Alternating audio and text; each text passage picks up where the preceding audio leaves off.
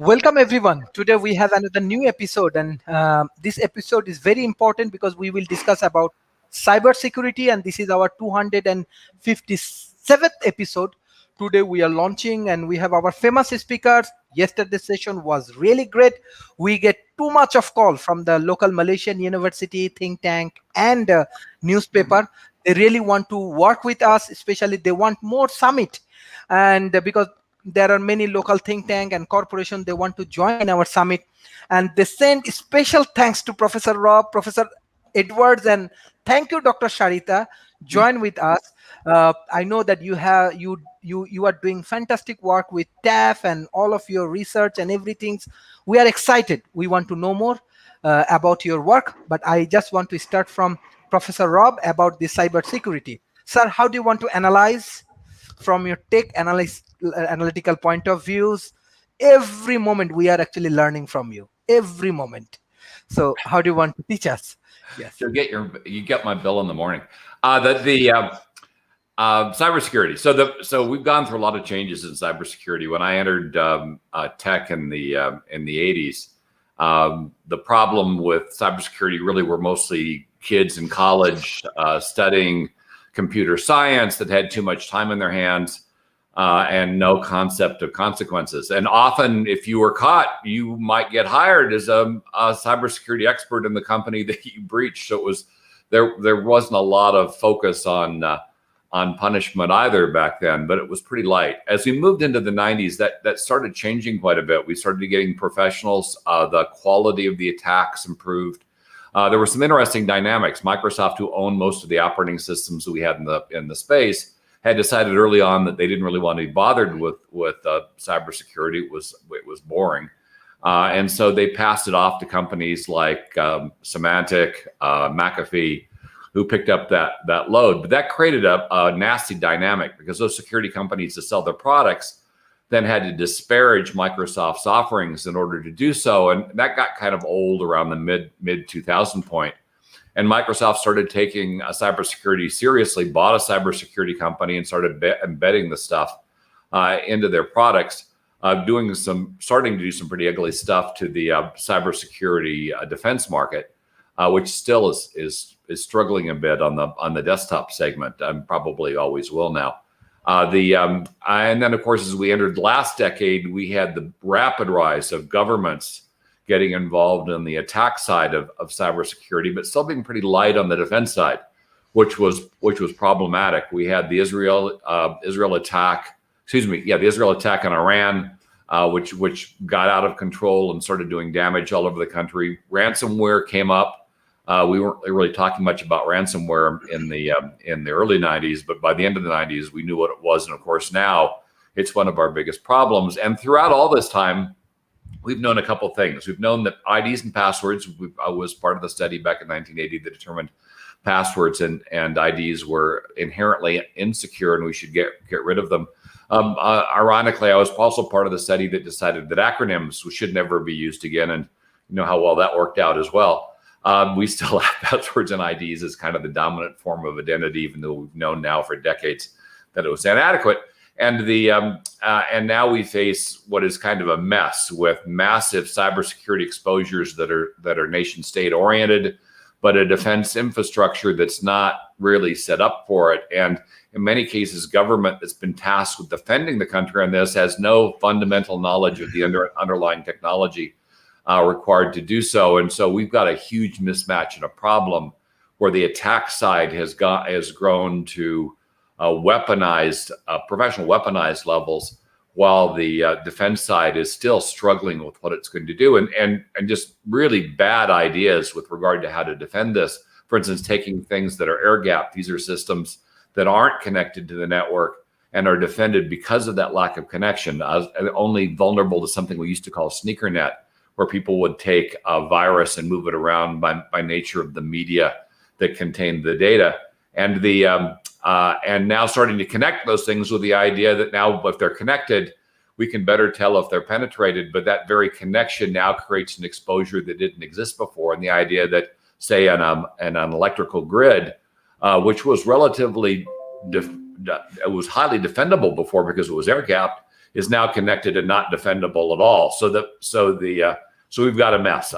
Much too heavy on the attack side, much too light on the defense side, and a very real concern that we're going to have large, massive failures, either because of ransomware, commercial attacks on the system, or because of nation state attacks on the system that go out of control and do a lot of damage. So it's a troubling time in the cyber defense field, especially given that a lot of the cyber defense companies are on life support. Mm-hmm. Mm-hmm. Thank you, Professor Edward. You also run a think tank, and you have many research and many things you are doing right now. So my objective is that, like, there are many students, they want to do research on cybersecurity and this field. Even in Malaysia and other Asia Pacific universities, they are also working. What your advice, specifically in this particular area? Well, my first advice would be to understand the security issue in the widest context. Okay. And what I mean is this, that of course, what we've had in the last 30 to 40 years is an information and communications revolution. And some of the numbers are, what's happened, of course, is we don't just have what we're doing online now. And one of the problems early on was people worried about identity theft. Somebody somehow gets my social security number or my credit card number, and they're able to charge things. Rob has, I think, quite accurately outlined the challenges that we have currently. But I put it in an even wider context here. More and more, our world is being connected. We're becoming the sort of the Internet of Things. In other words, we have measuring devices pretty much everywhere and growing. In 2015, there were something like 15 million measuring devices, which included everything from the cameras that we're on today to monitors for industrial monitors, air pollution monitors, you name it. By 2030, we may have something like 500 billion monitoring devices pulling in data. And as individuals, we are going to be more and more connected into this network. I've spoken at earlier broadcasts about wearable diagnostics, where instead of my wife having to go to the doctors as she's doing at the moment, she would have a wearable diagnostic so they could do a checkup and that sort of thing immediately. We're talking about yesterday we talked about virtual reality and enhanced reality. And again, we're going to be connected to all sorts of data that's going to be coming in towards us and then taken out of us. Now, again, imagine nefarious individuals getting into that data and doing something with that. Looking at my health, for example, and knowing everything about my health and whether I'm vulnerable to a heart attack. And if they want to kill me, well, hey, here's a great way to do it. Imagine governments. Rob has quite correctly pointed out the dangers of weaponizing, cyber attacks. But I look at it take a look at what's happening in China right now. You have cameras everywhere. You have a so-called social credit system, in which if you don't toe the lines for the Communist Party, well, you don't get to travel, you don't get a job, you don't get all sorts of all sorts of privileges. And so imagine that sort of thing growing and growing and growing, where either nefarious individuals or nefarious governments can say, we are going to control you, Sharif, because we don't like the way you think and we don't like some of your broadcasts. And guess what? We can affect your health. We can affect all sorts of things, not just stealing your credit card. That's the challenge. Now, having said that, I don't want to scare everybody who's listening to this. I want to say that we still have to move ahead into this future world of exponential technologies in which we're all connected. Every technology has a challenge. This is the challenge we're talking about now. And I say we still have to move ahead, and hopefully we'll be able to meet those challenges with people like Rob helping us out. Thank you, Rob. Thank you, Professor Edward. Like both of you, Professor Rob and Professor Edward, we invite you in our scientific committee in World Talent Economy Forum. Besides that, we have our Dr. Sharita Sharma. She is part of many editorial panel. Especially, I think last year she launched TEF magazine. It's a really, really famous magazine. I think those from Asia Pacific, especially student, policymaker, scientist, you can take this magazine, and I'm sure it will be really, really helpful for your intellectual growth. So Dr. Sharita Sharma, you run your editorial panels with different kind of articles, and it's a high quality article you actually has to maintain. So if you share a few of your information from your magazines, especially if you have any article about cyber security and these things. Hi, Sharif. Yeah, thank you for having me over. And yes, we have two magazines so far, and it gives me great pleasure to say that we have also been awarded with the USISSN. So we are highly excited about the third magazine that we'll be doing later in this year. So yes, we had an article last year about cybersecurity, and the experts here, Professor Rob and Professor Edward. I'm not a cybersecurity expert, but I can speak like a common person who definitely has some idea about what the cyber world is all about. And the article that I speak of, I do not remember the name of the writer, but what she had tried to do in that article is that she had tried to give a very grounded information on the world out there, because technology has already come to us. We cannot deny it. I cannot say that, okay, I don't want the services of technology because I am compelled to use it, right? And it is to my own advantage as well. But I think I need to know the dangers of or the threats of what I'm dealing with. I would like to give you a very small example here. We have given our children laptops and mobiles and computers, and we have given that internet, which takes them to any place in the world that you would want to go. But then we have not spoken to them about the dangers or the threats of the world that they are trying to explore. There will be laws in a country. There will be laws to counter the threats that might be there, but that comes later, right? I think first we have to arm our children with knowledge, which is important enough, because I definitely would not allow my child to go out at 12 midnight. I would not allow them to go out of the house. But then how can I allow the same children to be on the internet whenever they want to? I think the internet is definitely a bigger and a more threatful world in the neighborhood community that they know so very well. So I think here, as parents and as guardians, our responsibilities increases. And that's what the article in our magazine was all about, on how to teach the basics of cybersecurity to children. So when we talk of passwords and personal IDs out there, we do not just simply let the children go and do what they want to do. I think we teach them, as well as ourselves, to maintain the decorum that is necessary, or to maintain the to keep ourselves safe out there. Sharif, yes. So cybersecurity, that's what I understand by it. I mean, how to make ourselves safe, because every country will have laws to deal with it, but that comes later. First is our own safety, and I think that is what we can do in our own homes and the schools. We can teach the children, we can teach ourselves, and thus reduce the risks of cyber attacks on a personal level. Yes. Thank you.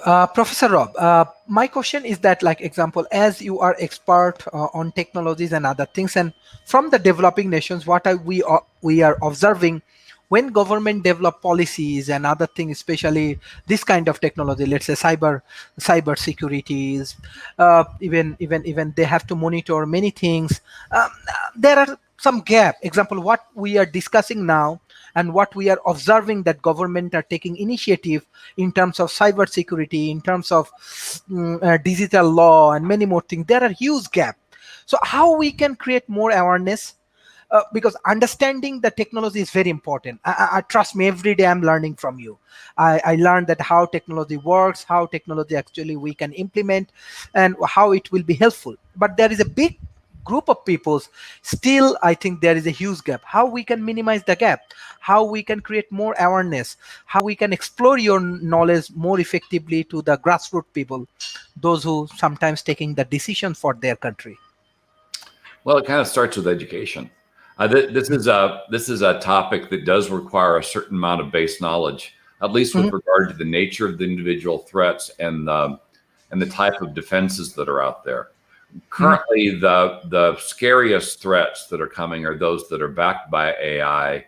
The best defenses are those that are also backed by AI, or the current belief is an AI attack, a good AI attack can probably only be stopped by an equally capable AI defense. Companies like Deep Instinct out of Israel are really the ones to watch right now because they're using deep learning AIs, so AIs that can teach themselves based on what they're observing and can respond to varied threats in microseconds. Because right now, certain threats can spread through a company in seconds, and especially if they're AI driven, and if you don't have a defense that's equally robust, the damage is done. The bad guys are gone before your defense even triggers, and that's kind of problematic at the moment. So it's very much like you've got a whole lot of guys shooting guns at you, and you don't see the bullets, you don't hear the explosions, and your defense is an umbrella at the moment, and you're only hoping they don't hit mass and wipe you out. And that's really the kind of thing we're faced with right now. The systems, particularly government systems, are underdefended, and here in the United States, we even had police departments hit by ransomware, let alone hospitals and city centers. And so and that's the criminal side of stuff. That's nowhere near as dangerous as the nation state side of things. So so far the nation states have been more interested in gathering information, whether we're talking about the United States or anybody else. Our reputation here isn't that great either. But there's always that chance that somebody's going to want to make a point. For instance, the United States just hit Russia with a whole bunch of sanctions. We know they're going to respond. One of the ways they could respond is with a cyber attack, just to kind of show that they're upset. But the real danger here, I think long-term danger here, is these cyber attacks between nation states get easily escalated into war. And depending on what you do, and the real issue, I think, is on both sides of these things. The folks making the decisions are not really aware of the danger that they're playing with. You start wiping out a lot of these marginal systems at once. If power and water fails, we had an attack in Florida where somebody was trying to dump a ton of chlorine, a deadly amount of chlorine into the water for a county. And if that hadn't been caught and stopped by an administrator, we would have had a significant death count. And so that's the kind of stuff that keeps a lot of us awake at night. They're just, countries are not, and I include my own, are not taking this serious enough. I mean, the idea of the backstory on cyber defense in the United States started with Ronald Reagan and Nancy Reagan watching the movie War Games. That's what started this, a movie. I mean, so it was, and it wasn't like the military wasn't aware there was an exposure, because when Ronald Reagan asked the generals, they came back and said, "Hey, it's a lot worse than that movie ever said it was." And you're going, well, if it's a lot worse, why aren't we doing something about it? But and of course we started to, but that then we started to becomes problematic. Now, another thing with regard to cybersecurity is this is something really everybody should have a base knowledge of, because identity theft, which remains relatively common with individuals, can cost above $250,000 US in 9 months to correct. That's if you get hit, and that's money that a lot of people can't afford, and time that a lot of people can't afford. Now, fortunately, identity theft isn't what it was a few decades ago, but it could pop back up again as a major instance. So, and one final thing, the biggest exposure we continue to have is the employee. The easiest attack really still remains old school. You go to the employee, you pretend you're somebody else, you get their ID and password, you escalate privileges, and then you're in. So they're the worst. But as Edward pointed out, we're on an IoT bent right now where we're connecting a whole bunch of stuff. In Las Vegas, a casino, and casinos are relatively secure when it comes to businesses, was hacked because their aquarium wasn't secure. They'd connected the aquarium to the network. Somebody came in and spoofed the aquarium, entered the network, and because the aquarium wasn't thought to be something that could be a source of a problem, it had not been properly secured or identified, and they got access to massive amounts of customer data. It was a major breach through a connected aquarium. The other place that people often come in is for other connected devices have historically been printers. They go in, they spoof the printer. Basically, what they do is they keep pounding on the printer, get it to reboot, and then they enter with another device that pretends it's a printer, and now they're in the network and they're getting access to data. Companies like HP have been securing the holy crud out of printers as a result, but there are a whole ton of older printers out there that are connected and they aren't secured. Oh, and let's add one more thing with regard to printers. Printers used to record, company printers used to record everything they printed, or copied, and then somebody would throw out the printer, and the hard drives in those printers were easily accessed and stripped. Law offices were compromised that way. So it just goes back to the fact that we need a base level of understanding with regard to the threat, so that people themselves stop being the top exposure, and that we start addressing these IoT issues, these structural issues, and start developing defenses against what is a national problem at a national level.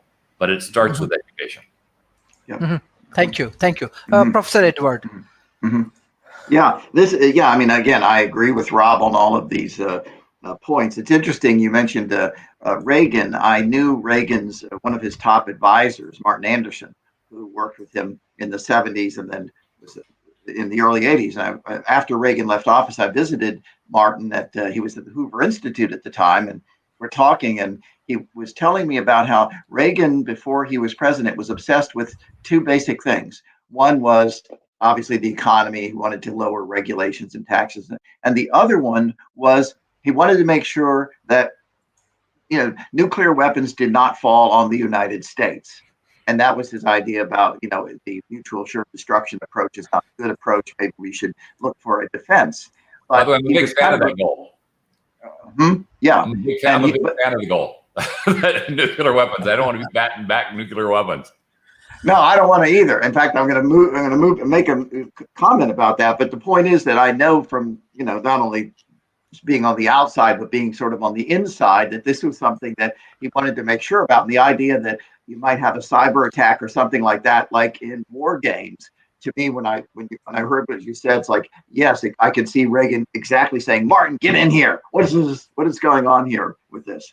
But and by the way, I remember I worked with a gentleman who ran a research laboratory, medical research laboratory. He had a lot of employees. This was in around 2010, 2012, I think it was. And he had they had a security breach because a secretary had gone onto a peer-to-peer network to listen to some music. And somehow there was a security breach that way. Fortunately, the patient's information ended up not getting out, but the government came down on him so hard he had to shut the research laboratory, which I consider a fault of the government, because now this brilliant guy isn't doing any research. They had to fire everyone because the government decided to make an example of him. But something that I think, to put this in context, in the 1960s, 70s, we were all worried about nuclear war. And of course, what happened was we came up with treaties, non-proliferation treaties, test ban treaties, this sort of thing. So the nations got together, especially the United States and the Soviet Union, to try to limit, what could happen with nuclear weapons. And fortunately, we now have had a major reduction in nuclear weapons, down by like 80 or 90%, something like that, I think. But the problem with you might want to think, is it possible to do the same thing with cybersecurity? In other words, at some point, to get together with Russia and China and say, guys, look, it doesn't help any of us to be doing these kinds of attacks. So maybe like what we did with nuclear weapons, why don't we do it with this, and we'll have our differences, but we're not going to launch cyber attacks anymore. We're going to launch nuclear attacks. But I think that's more problematic, because cyber attacks, as Rob points out, are things that it's not just a nation state that can do. For example, we have non-nation state actors. You can have the Taliban, or you can have ISIS, or you can have some of these groups decide, well, we're going to do this. That's what makes this very, very difficult, is it's not just like a nuclear weapon where you really need a big actor, that is to say, a government that can make nuclear weapons. As you say, almost anybody can do a cyber attack. So that's the real danger that we face here. Thank you. Dr. Sharif, as you are from India, especially I think Assam, if I'm not doing wrong, this part, I want to know the real scenario of internet, cyber securities, AI, different kind of technological things we are actually discuss. Even we are working or we are doing research, but I want to know the grassroots level situation. What is the present situation in India? Yes, I live in a small town, and the internet is ruling us in a huge way. Mhm. Since the past 10 years, I think most of the people here are very internet savvy in the sense that they do internet banking, then there's e-commerce, and then ordering food out there, again, e-commerce there. So even though I live in a small town and sometimes the internet connections can go haywire, but yes, we have moved on to digitalization in a big way. But you were talking about awareness, that awareness is definitely not there. And every other day, I hear or of someone or the other being, at risk of either identity theft. Yes, there have been a few cases of identity theft also, and hacking. It could start with hacking your Facebook account, and then it moves to other things. And yes, there have also been some uh, SIM swaps, as they Mhm. say. SIM cards get swapped, and then after some time, your bank account gets looted, so to say. Mhm. So, small towns, big threats, I would say, because of the lack of awareness. Again, I think we haven't educated ourselves well enough. We have moved on to this new territory, but we haven't. Taken the time to learn what this is all about. So Mhm. yes, there you go. Mhm. That Thank is you. yes. Thanks. Thank you. Thank you. Thank you. Professor Rob, there are some questions from audience. I want to take two questions for you. Ale Ahmed, what is the concept of data leakage and how we can prevent it? Thanks. And Nur Fazrin, hello. What is the strategy that help us to avoid hackings? Thank you. Okay. Well, there's a strategy to avoid hacking. Mitigate would be better. Let's start with the second question first. So Okay. you really can't avoid hacking. I mean, hacking is actually we give it a negative connotation, but in the industry, we refer to hacking as we're actually going in and altering an existing code base. So what you're talking about is a hostile hacker, somebody that's coming in to do damage, and the best way to mitigate, you can't avoid it, because unless you can lock up all the people that want to do this, you're going to get them. And so the best way to do it is, first, you need to make sure that there is a security defense. Your chief security officer has the capability and the breadth to both assess the risk and to buy the solutions necessary to mitigate it, and also that he's he's an expert in the space. He or she is an expert in the space.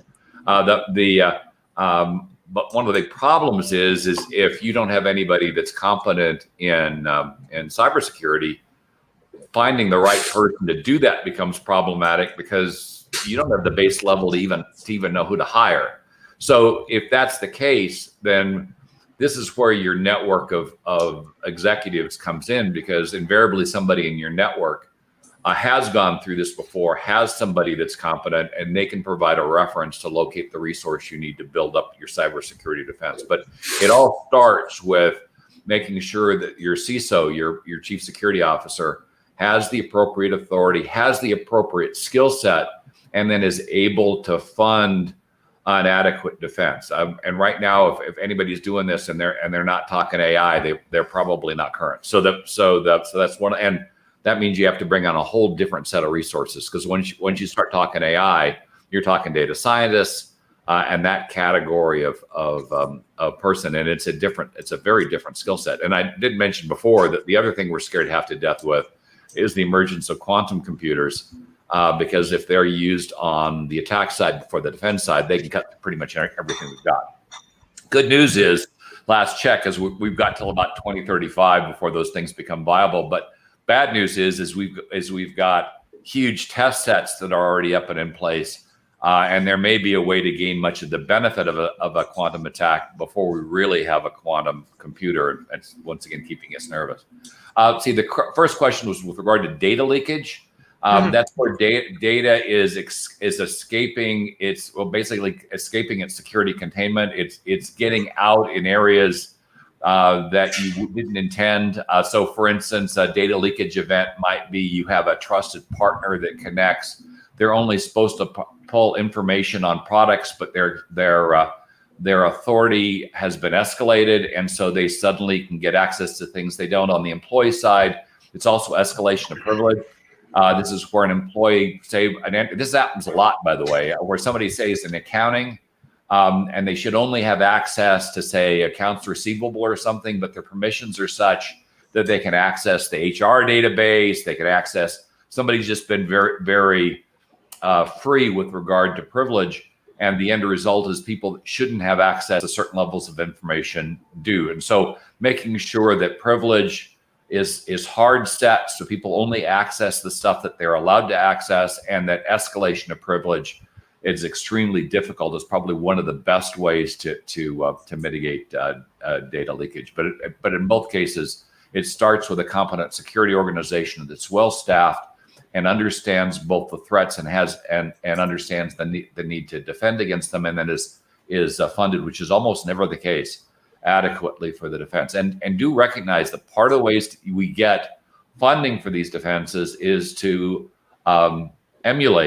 simulate, if you will, the attack, estimate the cost of the attack to the business, and then use that as a basis to fund the defense.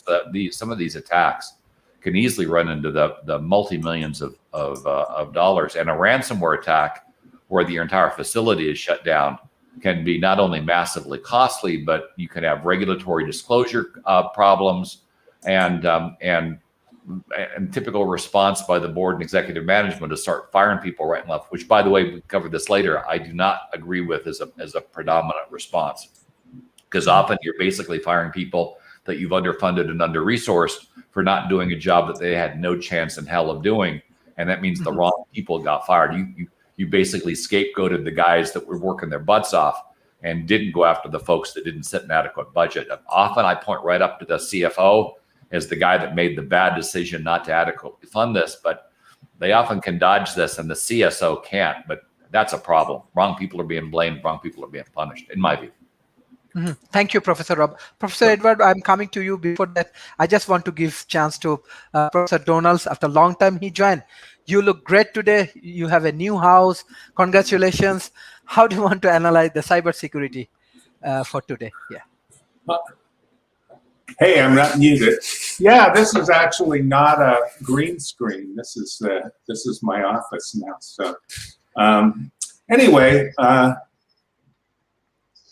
I'm going to put a link in that people might enjoy. It's a place called the Hacker News, which I subscribe to every day. It's it gives me a list of the latest cybersecurity or security issues that have just happened in the last day, basically, of different breaches and different ways that people crack and break into things. And if you read it every day, you'll find that almost all, like 99% of the cracks that they find are phishing of various sorts. They're just basically people get tricked into giving information that the bad guys use to do some sort of damage. So it's all well. They're very sophisticated people. I worked with a company where I was working with got to know kind of a Russian network where the people exchanged information, and they were especially interested in cracking video games, and that was their thing. And they could have video games when they released. The video games were cracked before they were even released to market. They would already have cracked them. But the way they did that was not necessarily through some sophisticated programming or a technical thing. They had somebody on the inside who was giving them information that allowed them to be able to crack the games. Now, I will say, one of them I know actually now is head of security or cybersecurity. Basically, they do digital rights management, they call it. There's a way that they try and protect the games so crackers can't get into them. And once the game's released, they actually have a copy of the game that they can use, and they use tools called as basically debuggers. And they know the code so incredibly well, or they understand the architecture, the CPUs so incredibly well, that I jokingly, but only half jokingly, would say that they could fix a bug in Word using an assembler, and just they wouldn't have to know any of the code. They just can go in there and you can actually see the code using an assembler, and they understood it so well they could get in there. So when you're trying to protect against somebody like that, they're pretty tough to protect against. But again, what happens is that you just go out to millions and millions and millions of people, and for each one of those people, you say, hey, give me this critical information so that once I have this critical information, I can get in and do something. So out of those millions of people, some people are going to be able to mess up and give the information. And so when we talk about artificial intelligence in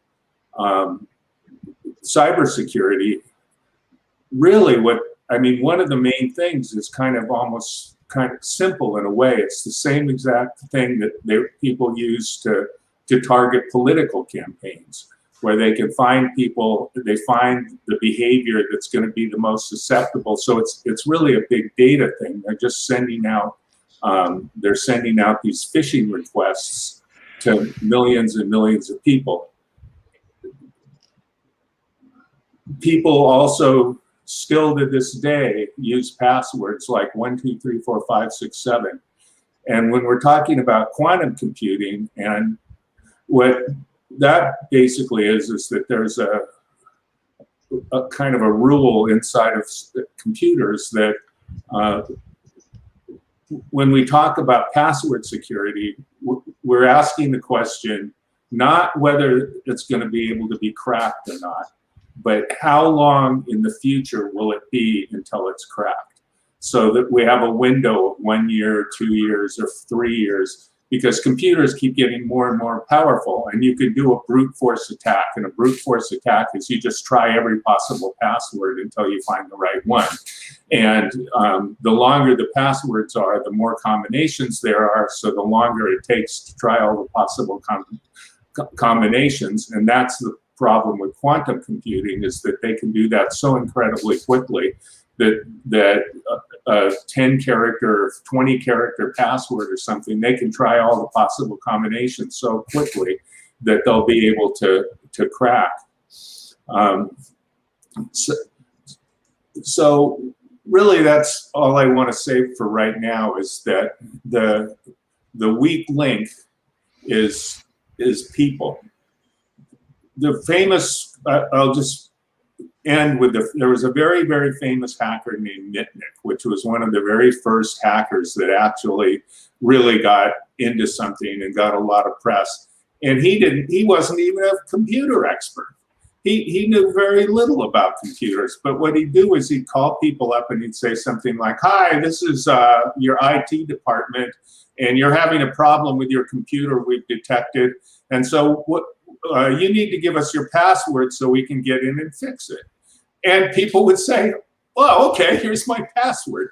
And basically that, when I say phishing, so you know what phishing is, to make sure everybody knows, is that you'll get an email, and the email will say, this is PayPal. We've discovered in very official PayPal looking letter, we've discovered that there's a problem with your account.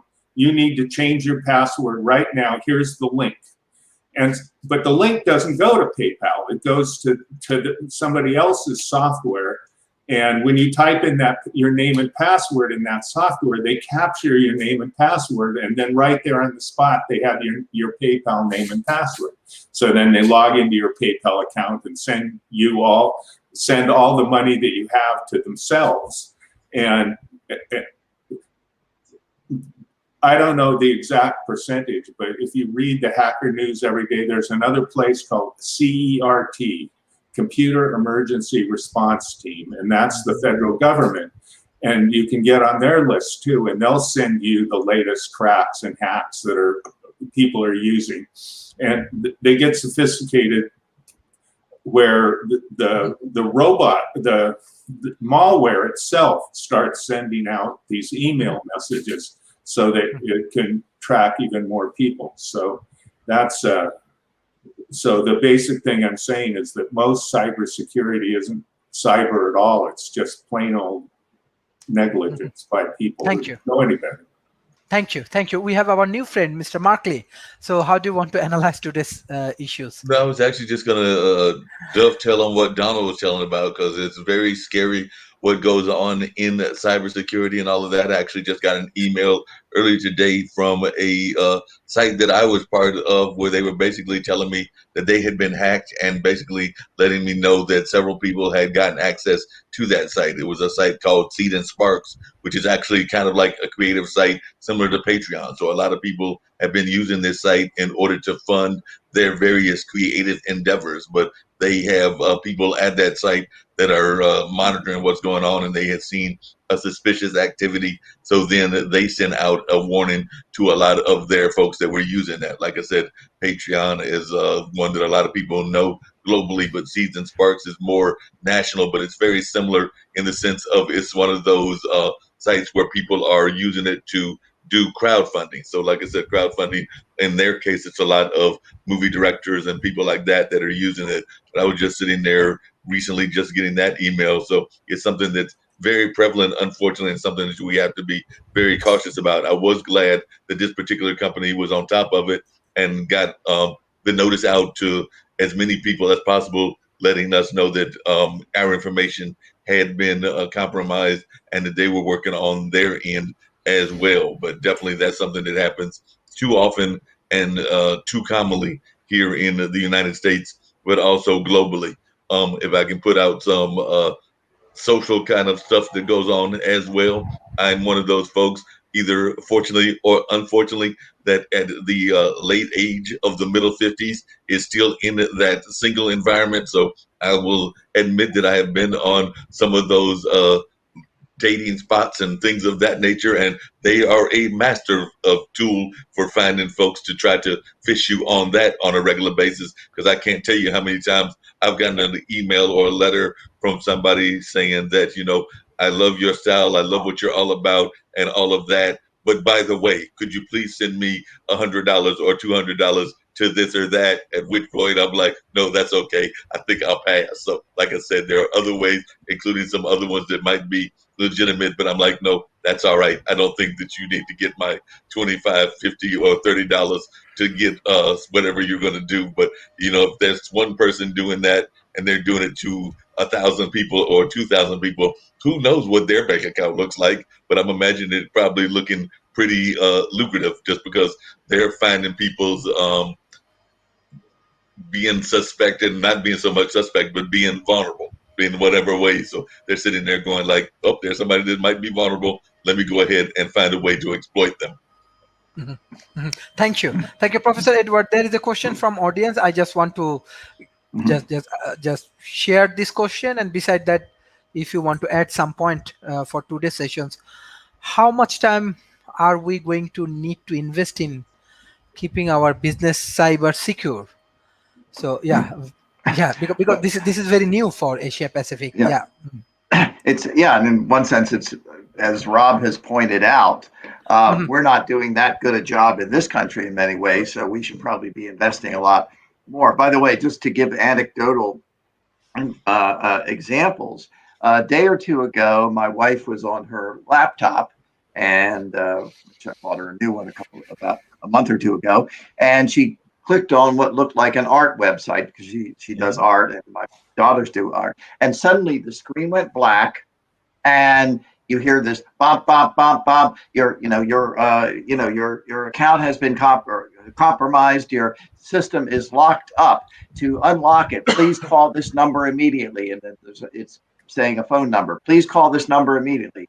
I was out jogging. She called me, said, Ed, my computer is blowing up or something. So I came back.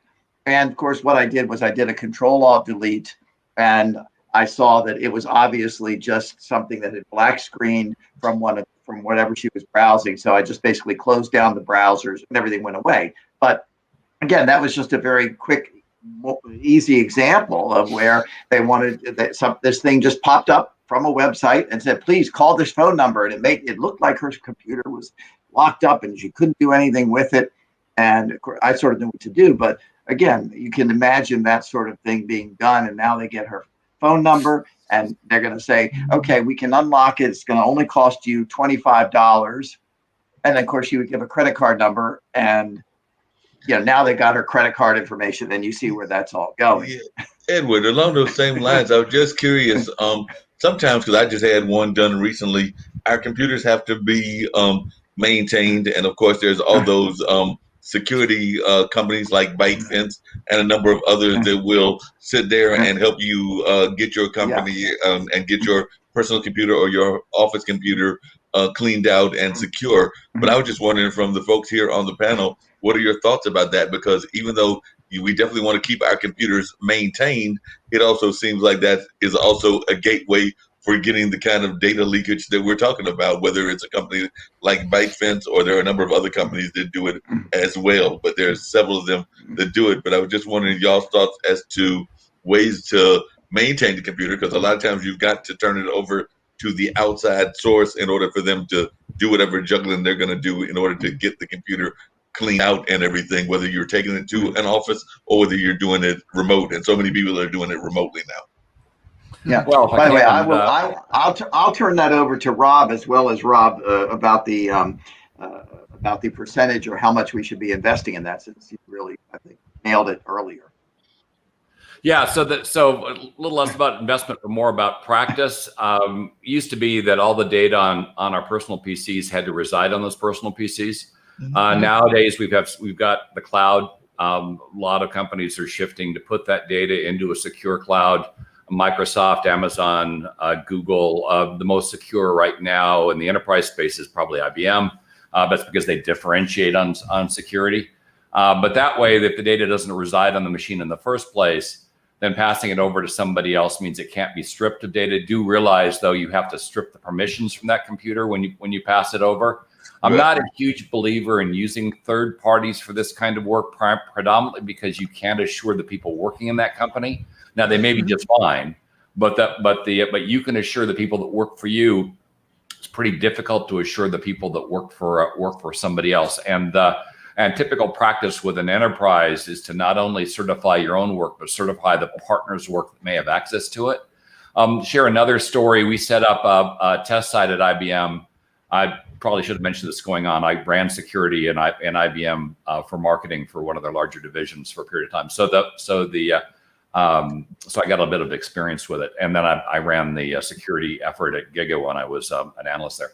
But one of the things you have to think about is where the data resides, where you put it. And nowadays you can put it in a far more secure place. And if the data isn't on the machine to begin with, you don't really have the exposure that you have. And having my example, I was going to be on an example. I know I was going someplace with this. So that we set up this huge secure site. We believed it was invulnerable. You couldn't break into it. And then we hired an ex-CIA guy to breach it. He breached it in 24 hours. And that really embarrassing for us. And the way he breached it is he went through a trusted partner. He didn't even, he just said, okay, whatever you did, I accept that I probably can't get through that. So I'll look for areas where I can get through. And this is kind of how phishing works. You're looking for the gaps in the security. And as Donald pointed out, and I pointed out earlier, those gaps are typically the employees or the executives. Executives are historically a huge problem because they think that the security rules don't apply to them. And so they will tend to not follow them. Give you another example. I was doing a security audit on one of the IBM presidents who used to regularly go out and talk about everybody else as being idiots because he was the smartest guy with regard to security in the room. So I was looking forward to this audit, and it turned out I was able to breach his most secure safe simply because his secretary kept the keys to his office and that safe in an unsecured drawer in her desk, and that desk was out in the general area, accessible by any employee or any maintenance person. So it just showed, and sometimes it's the security isn't a cyber exposure. Sometimes your security breach is a physical exposure to the hardware or to the individuals. Donald did make a bit of a misstatement with regard to phishing. Phishing is simply the act of going in and pretending you're somebody else in order to get permissions that you can then escalate to get access. It can be anywhere. It could be somebody meeting you in a bar. That what they do is they convince you they are somebody they are not, and they get you to pass over information you shouldn't. And in almost all cases, you're going to get fired for that. So, but it comes back to train. The only way to mitigate this is not only initial training, but training, retraining, and reminding people that folks are after their credentials, and to not provide them to anybody. It's here in the States. I don't know if you guys get that other place in the world, but I don't think it's a day that goes by that somebody doesn't call me up and say, hey, we're from your computer company and there's a problem with your computer, or we're from Microsoft and there's a problem with your computer. And what they want you to do is turn over access and take control of your computer and then figure out what's in it. And they'll either install malware or ransomware or just steal a bunch of crap. It really is important that we recognize the exposure and then we do whatever we can to protect it. And if you can move off IDs and passwords, I would say that's your first priority, because if people have a biometric key to go in, if they're using an RSA key, if they're using any one of a number of other ways to get in that are more secure, then at least you don't have the password ID exposure. But I guarantee almost every company, even companies that aren't aware they've got it, if someplace they've still got an ID and password that could be hacked. Hey, Rob, are you ever amazed at some of these big companies that are so much hacked into? Because like I said you had worked for IBM, and definitely I've even heard of like the NFL and NBA and some of our other sports corporations, and even some of those in the movie industry and a lot of different sectors. Sony was hit hard by North Korea. That was a huge problem. Yes. Thank you, Dr. Sharif Sharma. I just want to listen from you. Yes. because like I'm very interested to know more about what the present condition right now in India, especially startup, small medium enterprise, how they're utilizing this kind of cyber security or modern technology. India has many talented, actually, Google, Microsoft, many like their CEO actually from India. But I want to know what the present condition in your area.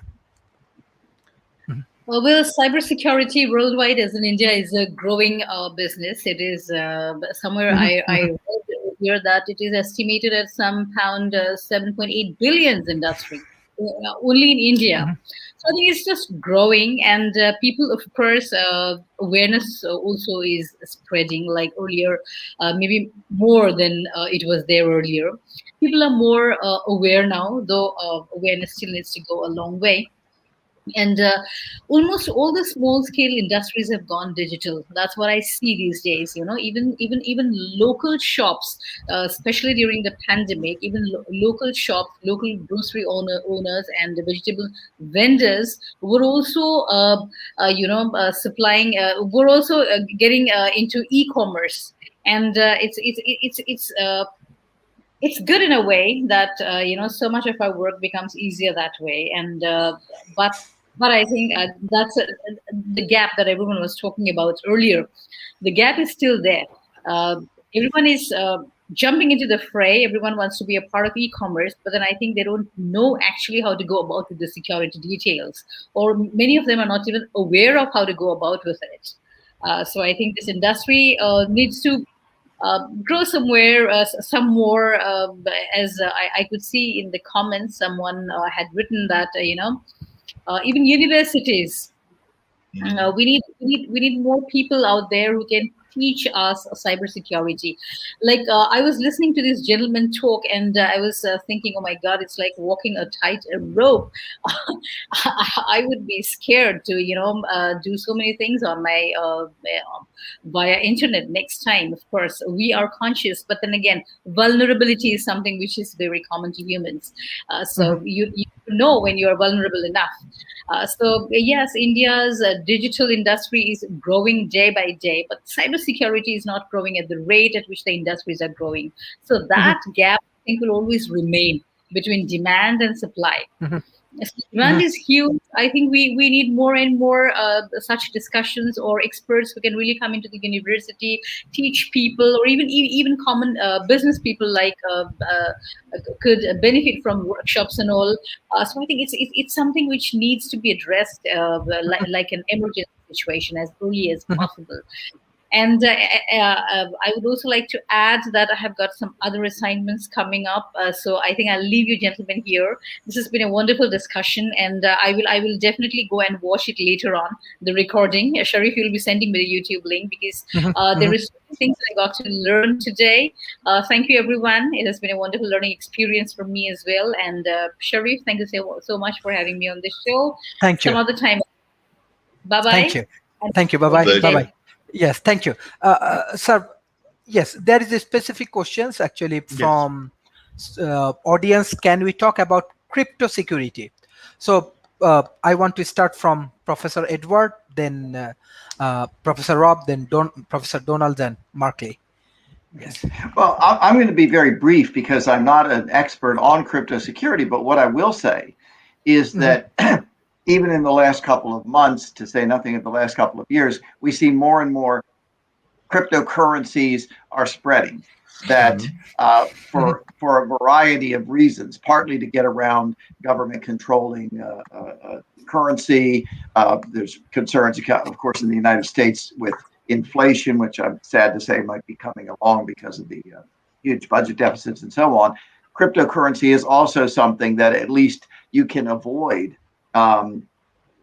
Presumably, for example, filing on your income tax. You can do a lot of things that way and get around surveillance. So it's going to be very important now. You can see it's going to be growing in the future. I know that Bitcoin has had its ups and downs, and right now it seems to have its ups.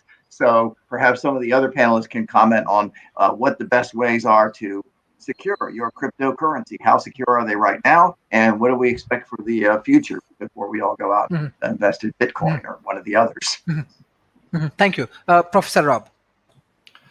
Well, I'm not a fan of cryptocurrency. The reason is because it's not government backed. And it tends to free float. Bitcoin is the granddaddy of the cryptocurrencies. It was supposed to be unbreachable, but one of the repositories, we've had several problems. One of the repositories was breached a few years back, causing a massive collapse in the value of the currency. And then one of the big exchanges, the guy that ran it died with the passwords and access, which created a huge problem for people to get access. And then just this last month, we had a guy that had something like, was it $2 billion in 2 billion, yeah. Cryptocurrency, and he misplaced his password and ID, and he can't get access to it again. By the way, it kind of does point out that since it uses blockchain, which is a trust tool, it's kind of interesting because a lot of times when we talk about, say, digital voting or supply chain stuff, we're now talking about blockchain. In fact, we're using blockchain, which came to be around cryptocurrency, pretty aggressively in banking right now, to avoid fraud. It works. It has a lot of latency to it, so it doesn't yet work with regard to online or real time trading. But it works just fine for anything like voting online. I really would encourage a lot of governments, including our own, to look at voting online and using Bitcoin for voter validation. Excuse me, not Bitcoin, but blockchain for voter validation. That's a whole different subject for another time. But with regard to cryptocurrency, just realize it's highly speculative. It looks to me like it behaves a lot like a Ponzi scheme, where the last ones in are going to be the ones that are hit the hardest. While blockchain was the most interesting for much of the last decade, Ethereum is really the one that's doing the most interesting right now, and also doing the most damage. because Ethereum mining is consuming much of the graphic card capacity we currently have in the market and doing some really ugly things to that segment, not to mention the fact that it's consuming massive amounts of energy doing nothing but mining that cryptocurrency. And so it's creating a relatively big energy problem for the world. Now, once they move out of the mining phase, that's probably going to mitigate. But this is an area where I would, if you want to play in it, you want to spend a lot of time learning the different currencies, like anything else, including going to Las Vegas. You don't want to put anything in it that you can't afford to lose. You certainly could make a ton of money, and people had made millions on cryptocurrencies, but do recognize you can also lose quite a bit too. So you lose it all. It just recognizes it's speculative. Its most common uses right now, though that's changing, is for illicit transactions, and so I've cautioned people to be careful how they use it, because it could red flag you as somebody that may be doing something illicitly, even though you may not. You may not be able to track the transaction very well through a blockchain to find out who did it. Though I do know that there have been at least 2 successful efforts to identify participants in an illegal transaction that used cyber currency. So it's not bulletproof, but it is certainly more difficult to penetrate than a traditional national currency. But once again, it may red flag you as somebody that does that stuff, and so that's something else to consider. I'm not going to touch the stuff with a 10-foot pole until a government embraces it. We do have several governments that are talking about bringing up their own cryptocurrency, and now you can even buy a Tesla with cryptocurrency. And other vendors have come forward. I don't have the list off the top of my head. That come forward. You can actually buy stuff from them with cryptocurrency as well. So it's becoming more accepted. But I think until we really get get some regulation behind it. Oh, I should also point out that cryptocurrency can be taxed.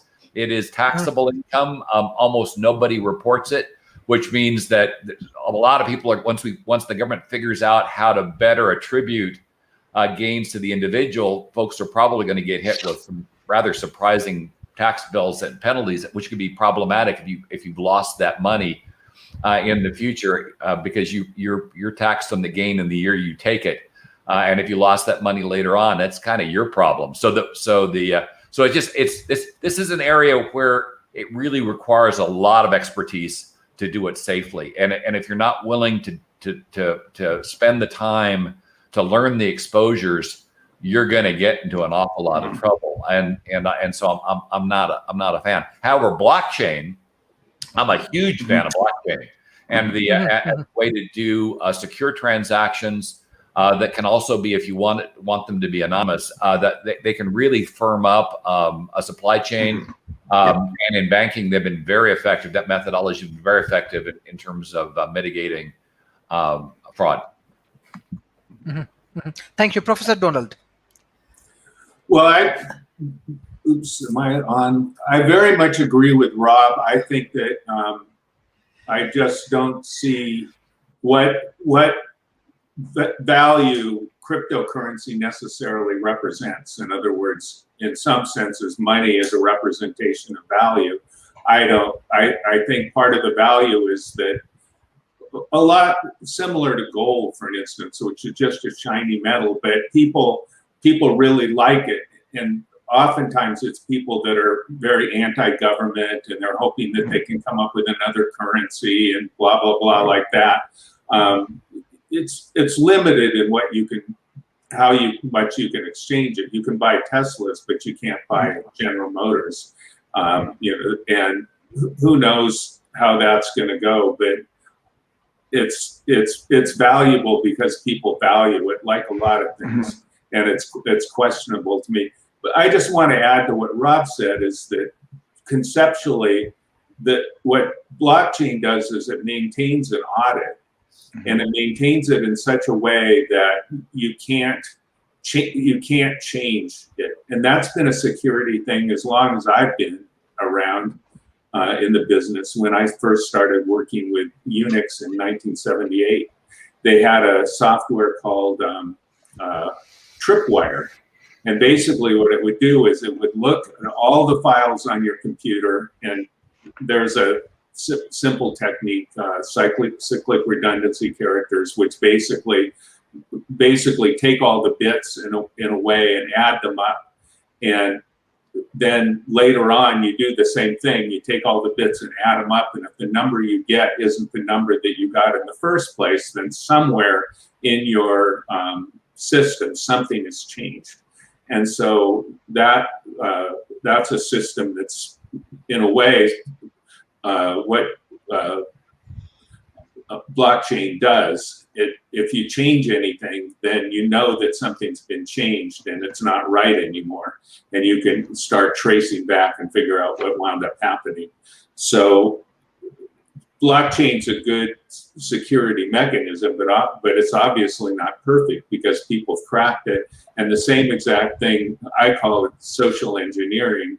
That's a common name for it. You can still get somebody's password and steal their stuff. So that's really all I have to say about that. I mean, everything that Rob said, I agree with 100%. It's very dicey. It goes up and down. That everybody and their mother is making a different kind of cryptocurrency. There's dozens and dozens and dozens. They have a tendency to go through the roof for a little while because of the latest new thing. Some of them keep going up, and some of them don't.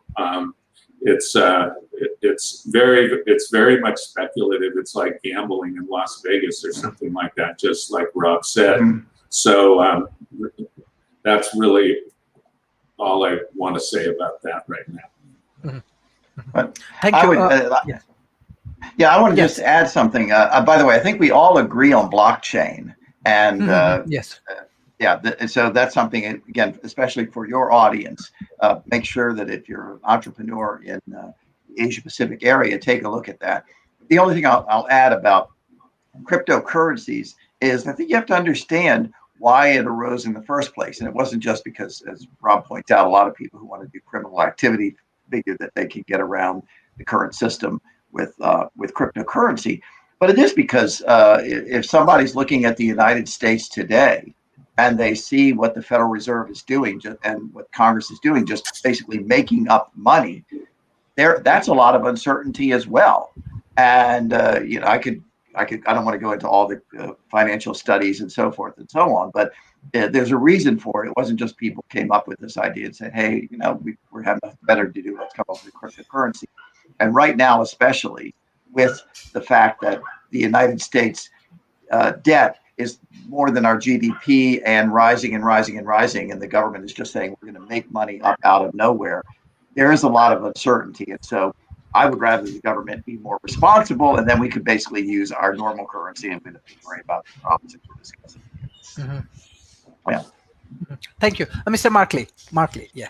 No, I was just going to add one of the reasons that I think that cryptocurrency is so popular and that so many people are trying to jump on that bandwagon. And by the way, Sharif, I'm waiting for you to start your own Sharif dollar or your own dollar for this particular show and everything, because everybody seems to have their own brand and have their own name on it. But part of the reason that it has become so popular is because of the great divide that exists between the various classes, where that old saying, the rich keep getting richer and the poor keep getting poorer, has made a lot of folks try to find out solutions to kind of level the economic playing field. And I think that that's why so much of society is jumping on cryptocurrency, because like the lottery, they're feeling that this is a chance for them to have a greater future and a better future by getting involved in the cryptocurrency game and all of that. But as everybody has stated, it's not as easy as it seems to be, and it can also be very tricky in that regards as well. So like I said, while it's being sold that way, I'm also a little bit worried based on where I'm seeing like the cryptocurrencies and the Bitcoin centers and machines popping up, because they're oftentimes popping up at convenience stores and in inner cities and places like that. So that is not done accidentally in my mind. And I think that that's even kind of what's going on on a global front as well. So like everybody said, I am definitely a fan of a blockchain. As you can tell, I'm not the biggest fan of cryptocurrencies because of some of the things that I think it does in creating a illusion of creating better equality, because I don't think that it's actually doing that. There's like somebody said on the panel earlier, those that came on early in the process, they may hit some wealth and get some wealth out of it, but the vast majority of the people that are involved in what they call the Ponzi scheme will not get that money. And I definitely agree with that statement. So definitely, I think that that's where the issue comes in with the cryptocurrency and all of that. So that's just my thoughts on the matter. I don't know if my fellow panelists agree or disagree with me, but that's my thoughts.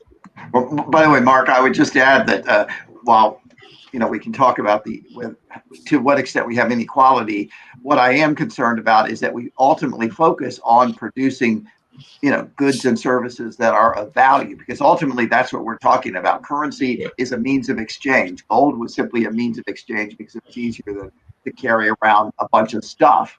And so ultimately, when I look at the problems of poverty and things, which I do, one of my central issues in the United States here and in less developed countries and emerging economies, I look at how can we change a system so that people can produce more stuff that are known as goods and services, so that we can all be prosperous and wealthy. So that's just my little piece. Thank you. Yes, Markley, you want to add I would definitely agree with you on that. One of the other things that I was curious about, and it actually comes back to a security matter and everything, is that I know that a lot of times there's a lot of call centers that are also becoming very popular around the country as well. And a lot of times those are in third world countries, whether it's Brazil, whether it's places in the Asia Pacific, or a number of places like that. And I do sometimes wonder how that also plays into cybersecurity also, because a lot of times folks are calling you and you're giving you that information or getting that information from you, and you have no way necessarily of tracking or knowing who they are or things, because these call centers are popping up globally, oftentimes put together by multinationals. So I was just wondering folks' thoughts on that. I've had three phone calls in the last week or two from people who sounded obviously like they were from India or someplace like that, saying, we're from the Social Security Administration, we've suspended your account, and please give us your Social Security number so we can do something about it. Of course, obviously, I hang up and block them. So one of the defenses. Thank you. Yes. One of the defenses for those external calls, at least if you've got a company, is to go to your key system or your PBX or what is providing the phone service and alter the notification aspect of it so that it highlights any call that's coming from outside the firm. Now that's kind of problematic now with everybody working from home and using their own phone as their method of communication. But at least when we were in the office, that would provide a way that somebody knew that if somebody was calling you up and saying, hey, I'm the VP of whatever, and the call was coming from outside the firm, you would be skeptical if they was the person. Because a lot of the breaches I've covered have been folks that called some low-level accounting person, represented themselves as a senior vice president or even the CEO of the company. That person's never met that individual. They suddenly have a call from what they think is their top executive, and they're more than willing to do whatever that person wants them to do. And clearly it's not the top executive, and it results in a significant problem. So at least if there's a notification that is coming from the outside, that helps. Now be aware that caller ID has been hacked for a long time. And so I was going to say, speaking of, that's what I was going to ask you, because one of the things that I know that's happened to me, even on my cell phone, which actually just went, it needs to be charged, so it's not up right now and everything. But one of the things that I've known is that there is somehow somebody got, and I don't even drive, but they got like a call about an auto center and things of that nature. And they've called, and then somewhere in the course of the call, they say, press 7 if you want to be eliminated from this call and this company. I know that over the last 3 weeks, I've gotten that call from several numbers. I've gone ahead and pressed 7, and they just keep like rotating the number. So somehow they've got my number, but it's the same number over and over. So is there some way to stop that? Because like I said, even though I pressed 7, which or whatever number they tell you to press, it's still constantly going in, and it's been going now for about several weeks. Yeah, I get that from all the I get that all the time, and I press and I block it, and then it goes to another number. It's exactly the same message, exactly the same. So the effort is Exactly. actually that has to be handled at the carrier level. And so far the carriers kind of depends on the carrier, but the carriers have been probably less than excited about fixing this. The AT&T, they probably still do, has a service you can pay for that will help you fight that stuff. Honestly, I think this stuff should all be done for free as part of the service. But in the end, you really can't trust caller ID. Just that it comes up with something you don't. Now I kind of know now if I'm getting a call, since I don't get many calls from San Francisco anymore. I mean, a call from San Francisco, Palm Springs, or Southern California. Chances are it's somebody mucking with me. So I learned to look for that. But the thing is, you just have to be careful. If anybody asks you for any personal information on the phone, take a breath. Yeah. Do you need to provide it? And the easy thing to do is, and the common phishing calls are, calls here from the IRS, calls here from some government agency, FBI, whatever. I've got a lot of those calls. Look up the number, hang up, look up the number, and call back with the number you looked up. And you can't even ask them to give you the number to call back, because invariably they'll give you a number that goes back to their organization. It might even show up as FBI, but it's not. So on your caller ID. So I had one of these the other day, and it was supposedly from my bank and whatever. And I said, okay, fine, thanks much. Hung up, called the bank directly. Did you just call me telling me I had a problem? And nope, no record of that problem whatsoever. And so I knew it was a call, and I never provided any information to the other person. But so when in doubt, make the call yourself and look up the number yourself.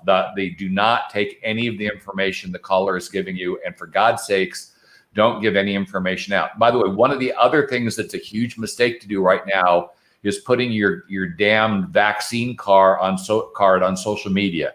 It contains enough information that you can execute an identity theft. And a lot of the ways that people are doing these phishing calls is they basically steal the identity of somebody else, and they call in or contact as if they're you. And if they've got enough information on you, they can do a pretty good job of convincing somebody else they are you.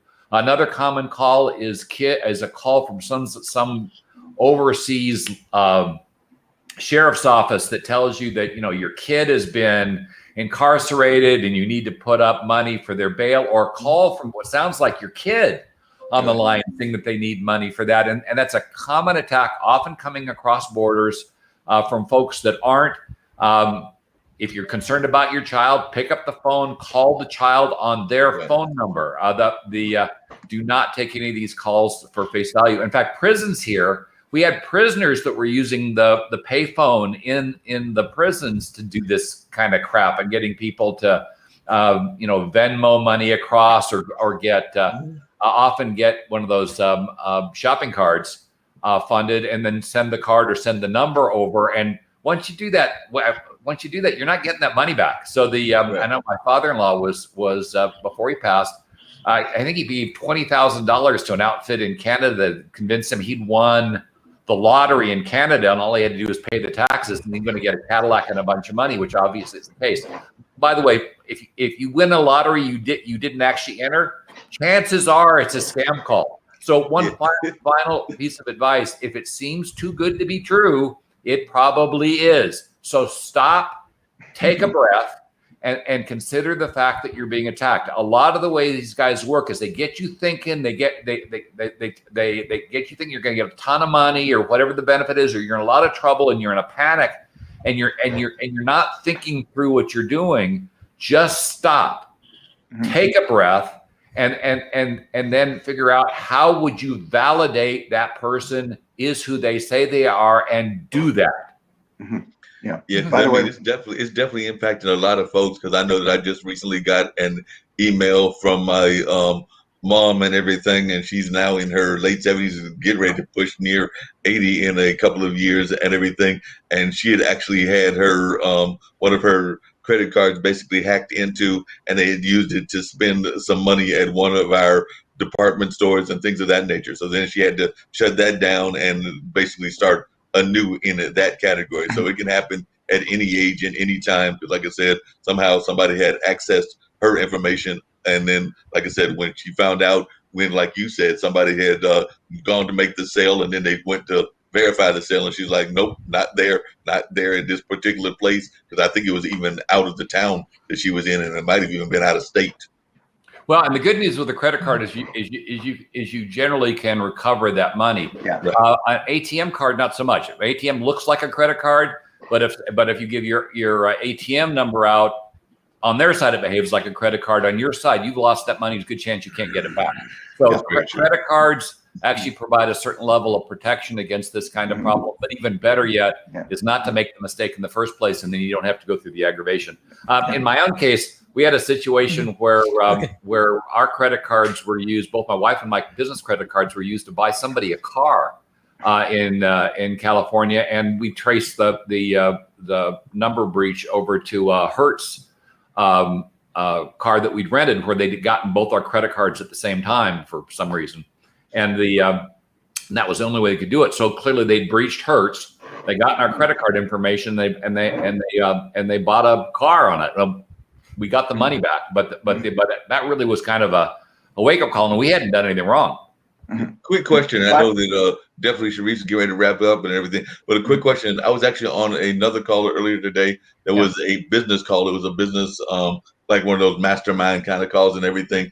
The gentleman who's actually trying to get more people into business was suggesting that as business owners, entrepreneurs, that they set up multiple bank accounts. And I know why he was saying that, because a lot of times you want to have the different bank accounts to pay different things. But as the security situation, is that something that you would recommend? Or do you think that it's good just to have everything under like one business account or one bank account? Or would you agree with the gentleman that was on the call that was saying that folks should have multiple accounts?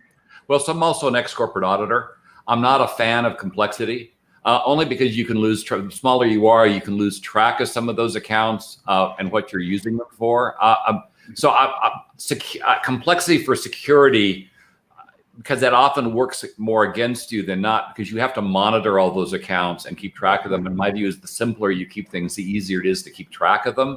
So I need to understand a little bit more why he thought you had to have multiple bank accounts to do it. He may have a reason that's particularly valid. But on the face of it, I would not be a fan, because it's adding complexity where you don't need it. You do need that complexity in how you keep records, but you don't necessarily need that complexity in where you keep your money. Now, you might have a couple levels.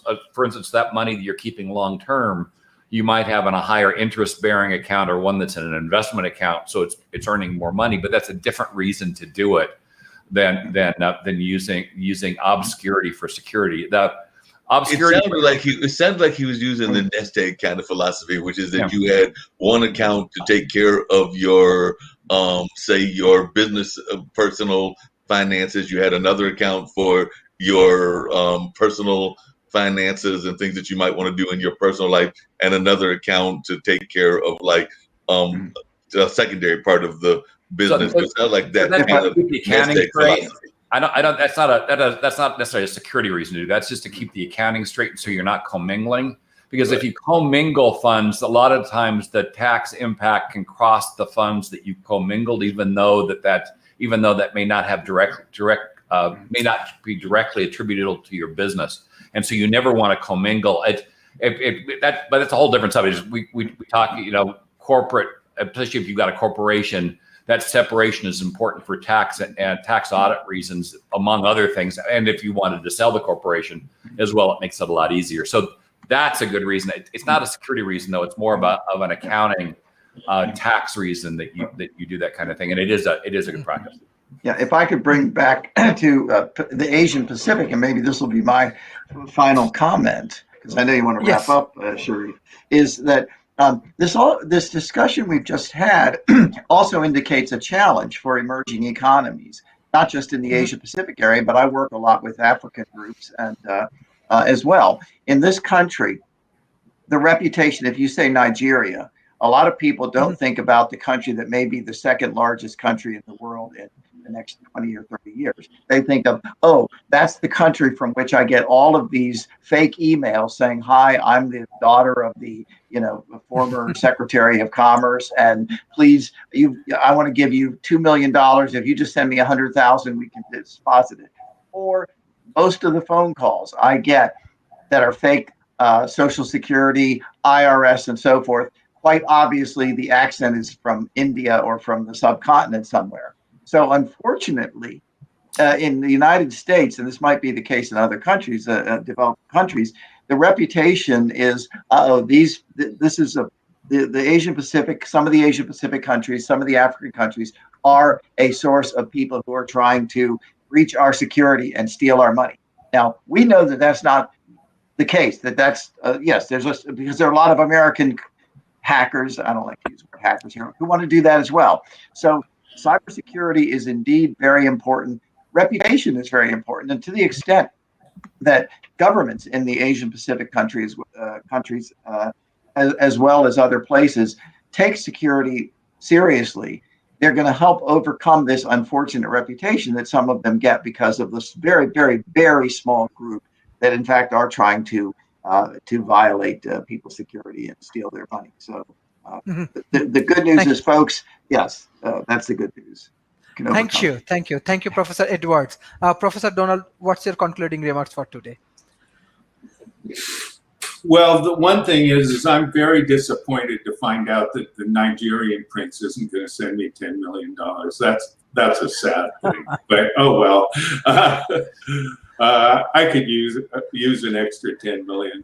I want to say about the phone thing is that reared its ugly head once we started doing voice over IP.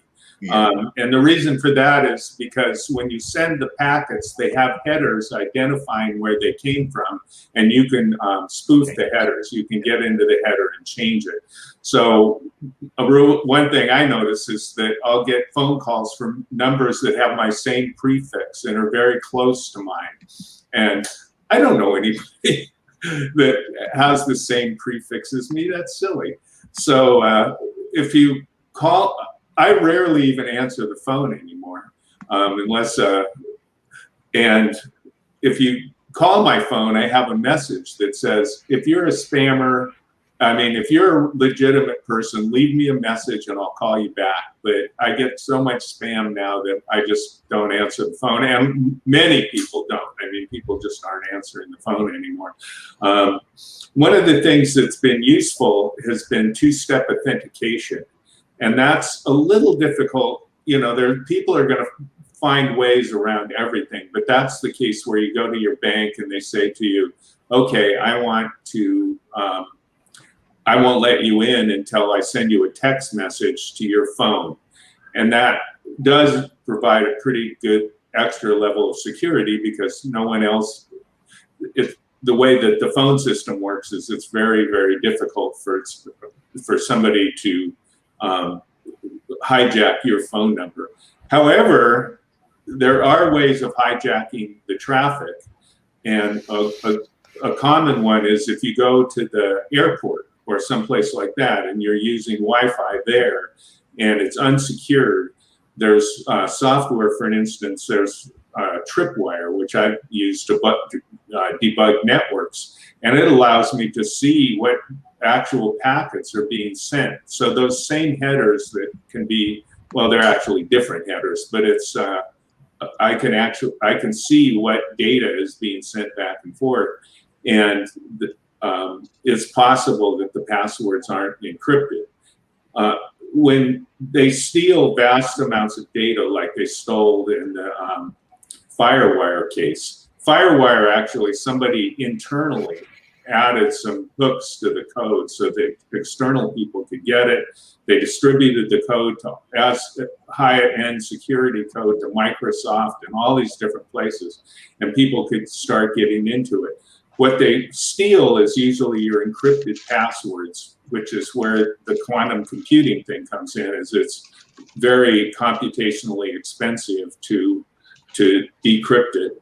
So personally, you can turn on a two-step authentication for most things nowadays, and to be more secure, that's a really good idea.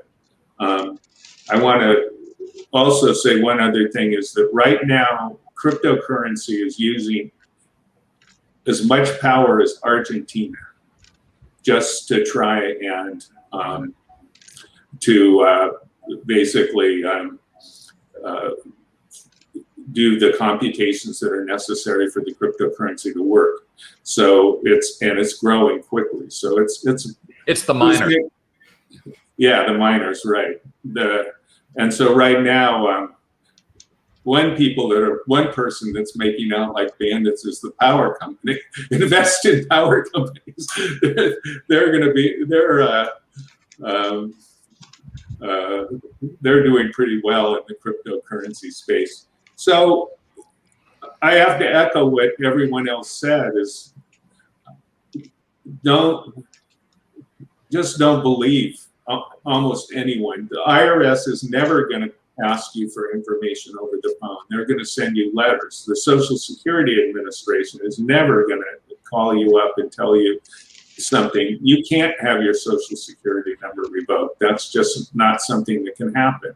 And so if you just listen to these things, and if they seem absurd, and err on the side of just blowing them off. I mean, it's not going to hurt you if you blow them off. I mean, the IRS isn't going to come to your house and drag you away without a trial, without, all the kind of stuff that's actually necessary to establish you've committed some sort of a crime in America. And other countries, there may be places where somebody could do that, but overall, most countries have laws that protect people to some degree, and just give up the $10 million. It's not worth it. That Nigerian prince, he must have some motive for trying to give you $10 million. It can't be above board. Nobody gives anybody $10 million.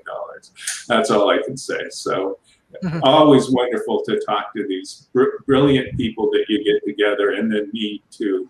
So always very nice. Thank you for inviting me, Sharif. And I'll Thank see you. The last part, I just want to request Mark Lee and finally Professor Rob for the concluding remarks for today. No problem. I was actually going to keep mine relatively short as I usually do and everything. One, Donald, I'm disappointed too, because I was expected to look into my bank account, into my PayPal account, and see that $10 million from the Nigerian princess and everything. And now you're telling me that it's not going to be in there, and that I don't need to be expecting that, and therefore it's not happening. And also, I will say something about the whole Facebook two-step authentication. I am actually a fan of two-step authentication, but you also have to remember those codes and everything when you do that two-step authentication, because I do have a case of a earlier Facebook account that I'm still trying to remember how to get in there, because I don't remember what my two-step authentication was. So I've got like another several thousand folks that are probably been communicating with me for weeks on end, but whether I've gone into the different ways that they say you can do it, it hasn't worked. So like I said, they said everything from like putting up your ID or something like that, and then using that as a step, or calling a certain number. But Facebook has its own problems as well. So like I said, at some point, my other alternative Facebook account will either be shut down by them, or I'll figure out what the heck I'm doing and we'll get through that. But right now, it's just sitting there dormant, even though I get these lovely letters saying, you've got 500 people that have been trying to reach you, or 400 new notifications, or whatever other crazy number there is. But definitely, as everybody has said, whatever you're doing, just try to do things to make it as safe as possible. And, don't believe the sauce that folks may be trying to sell you. If it's too good to be true, it's probably not true. So like I said, that's some of the things that I live by, is that if somebody tries to sell you that can of snake oil, don't buy it. Thank you, Professor Rob. So clarification, it's not two-step, it's dual factor. Each factor provides an additional level of identity verification. And yeah, you probably want multiple ones. Facebook, I believe, allows a phone number, an alternative email as two of the alternatives. And if those two are wrong, fixing that is problematic. You pretty much have to call into Facebook. Yep. And I can point out that almost anybody can be hacked. None of us are secure. I had my Microsoft ID stolen by some guy that called in to Microsoft and convinced them that they were me. And I had one of the most unique gamer tags on the planet, which means everybody and their brother wants this damn thing. I get calls every other week from people, somebody wanted to buy it from me. But they stole it instead. So they just be aware that everybody's vulnerable. Couple things just to walk away from this with. One is security should be part of everybody's job. Quick way to lose a career is to get spoofed, get hacked, get phished is the right term, and have your information be the cause of a major breach. That's one of those you won't work in this town or industry again things. It will follow you career to career, and you do not want to be on the wrong side of that. And it is incredibly embarrassing, particularly if they used your access to infect the company and do damage. We had an ad that was pretty funny. It's where some guy was mucking around on a site where he wasn't supposed to be, and then suddenly every monitor in the company goes berserk with malware. And he's trying to figure out how to destroy the trail that leads to him as the cause. But in the end, it's your responsibility. Number two, the best defenses right now are in AI. Companies to watch. I mentioned Deep Instinct out of Israel, BlackBerry out of Canada. Does a nice job of multi-device security. It's kind of what they do now. They don't do phones anymore. Number three, the best defense for many types of attacks is going to be a number of things. Blockchain for validation. It's we had one of the questions saying how do you defend against identity theft in blockchain? The thing is blockchain is the defense against things like identity theft. So it is very robust. It is really hard to breach. Not impossible, but the level of effort is beyond that. That programmer sitting in his bedroom with too much time in his hands. It really requires a much higher level of attack, something nearing a nation state level. So it's pretty secure. And and defense, as I mentioned, AI defense, the quantum computing is probably going to be the most interesting area for both attack and defense. For defense, what makes it interesting is observability. You actually can tell if somebody has looked at data in transport. It will alert out, and so you've been compromised, even though you don't know the nature of the compromise. So it will be much hard. You don't never want to say in this business impossible, but if we get quantum to work, we'll be at a level of security protection that only a quantum level attack can possibly breach, and that once again will raise the bar substantially with regard to the quality of person that can do the attack. We're out of the base programmers, and even most criminal organizations couldn't afford to do this. We're nation state level, probably is the base. And so at least it reduces the kinds of attacks we get. And then one more thing, the thing we're all sweating, of course, right now is this lack of coordinated multinational defense against cyber attacks. Is what we need. What was pointed out earlier is something like the treaties we had with nuclear weapons we really should have in place for cyber defense. We're not really all that great at a national level. We need international, and we need it yesterday.